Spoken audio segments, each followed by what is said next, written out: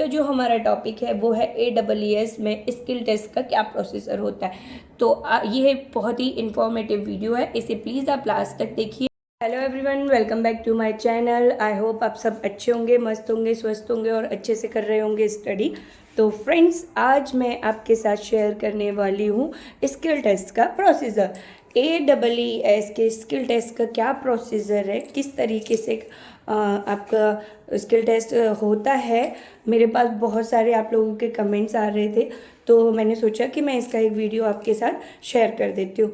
तो फ्रेंड्स, अगर हम बात करते हैं AEES के स्किल टेस्ट की, तो क्योंकि स्किल टेस्ट मतलब कि इंटरव्यू, तो ऐसा बिल्कुल नहीं है कि सिर्फ आपसे टीचिंग कराई जाएगी, आपसे क्वेश्चन नहीं पूछे जाएंगे, या सिर्फ आपसे क्वेश्चन पूछे जाएंगे, आपसे टीचिंग नहीं कराई जाएगी। सब कुछ इंक्लूड होता है। आपसे क्वेश्चन भी पुटअप होंगे, आपसे इंट्रो भी लिया जाएगा, आपसे टीचिंग भी कराई जाएगी। तो अगर आपको इसका पूरा डिटेल में देखना है तो आप इस वीडियो को लास्ट तक देखिए। और if you like my video, please like and अगर आप कर रहे हैं AEES की PRT TGT PGT के स्किल टेस्ट की प्रिपरेशन, तो फर्स्ट ऑफ ऑल आपको याद रखना है कि आपका इंट्रो, टीचिंग सब कुछ होने वाला है इंग्लिश में। तो please focus on your English speaking skill. आपको अपने स्किल को बहुत अच्छा करना है। इंग्लिश स्पीकिंग में आपको फ्लुएंट होना है, how to talk in English, how to describe in English, everything, each and everything आपको पता होनी चाहिए। अगर आपका स्टूडेंट से कैसे क्वेश्चन पुटअप करना है, आपको ये भी याद रखना है। आपको ये पता होना चाहिए कि जो AEES के स्कूल हैं वो हमारे नर्सरी से स्टार्ट होते हैं। KVS में और AEES के स्कूल्स में ये डिफरेंस होता है। ये nursery, LKG, UKG, then first, second, third, इस तरीके से चलते हैं। तो आइए अब हम बात करते हैं इंटरव्यू के बारे में। अगर आप प्रिपरेशन कर रहे हैं इंटरव्यू की, तो आपको कुछ टिप्स आपको याद रखने हैं, और वो टिप्स हैं ये कि मैं आपसे बताना चाहूँगी कि जब आप जाते हैं इंटरव्यू देने के लिए, तो वो राउंड वाइज होता है।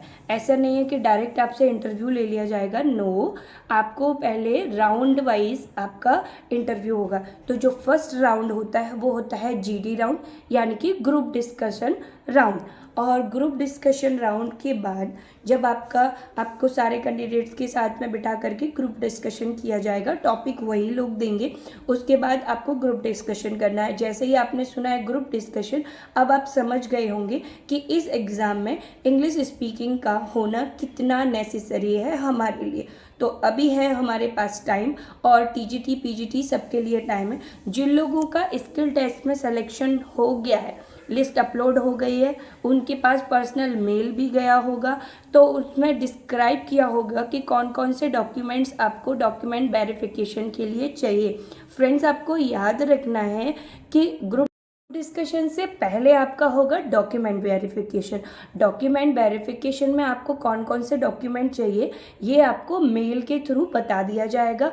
उसमें वो अपना एक लिंक देंगे, जिस पे आपको क्लिक करने के बाद आपको उसमें मेंशन होगा कि आपको डॉक्यूमेंट वेरिफिकेशन के लिए कौन कौन से डॉक्यूमेंट्स लेकर के आने हैं। तो जैसे ही आपका होगा डॉक्यूमेंट वेरिफिकेशन, फिर आप जाएंगे ग्रुप डिस्कशन के लिए। इतना हमने आपस में कर लिया है, मैंने आपको इतना आपके साथ कर दिया है शेयर।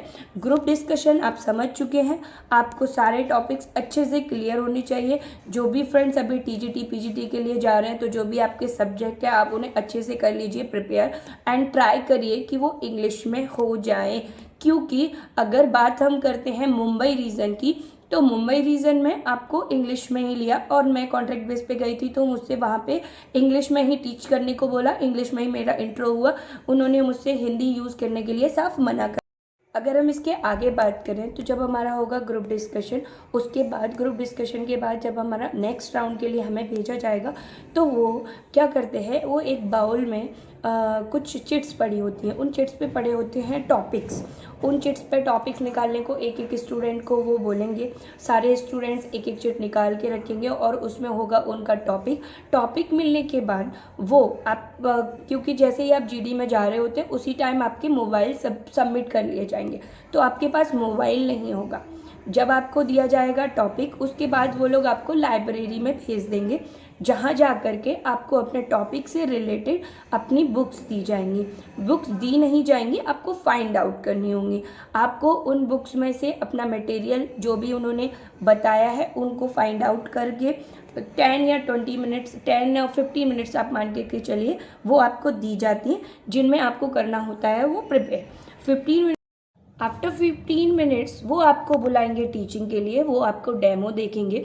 जब भी आप डेमो कर रहे होंगे या डेमो टीचिंग कर रहे होंगे, उस टाइम जो भी इंटरव्यूअर्स हैं वो आपसे क्वेश्चन भी पुटअप करेंगे। और ऐसा नहीं है कि आपका डेमो हो जाने के बाद क्वेश्चन पुटअप नहीं करेंगे, वो उस टॉपिक से रिलेटेड क्वेश्चन भी पुटअप कर सकते हैं और बाकी और टॉपिक से भी रिलेटेड क्वेश्चन वो पूछ सकते हैं आपसे। तो और इंट्रो भी होगा आपका, वहाँ सब कुछ होगा। और जैसे ही ये प्रोसेसर ख़त्म हो जाता है, फिर वो आप अपने घर आ सकते हैं और कुछ दिन के बाद वो आप अपनी जो लिस्ट है वो दे देते हैं। लेकिन फ्रेंड्स, मैं आपसे एक बहुत इम्पॉर्टेंट बात बताना चाहती हूँ, तो आप प्लीज़ इस वीडियो को लास्ट तक देखिए।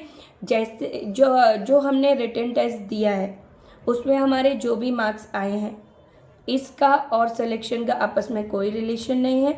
ये मार्क्स सिर्फ और सिर्फ आपके स्किल टेस्ट तक ही थे। स्किल टेस्ट के बाद जब आप स्किल टेस्ट देंगे, उसी स्किल टेस्ट के बेस पर आपका होगा सिलेक्शन। इससे कोई भी फ़र्क नहीं पड़ता कि आपके रिटन में कितने मार्क्स आए हैं, ये AEES ने पहले ही बोल रखा है। और स्किल टेस्ट के ही थ्रू आपको गो और नॉट गो का सिग्नल मिलता है।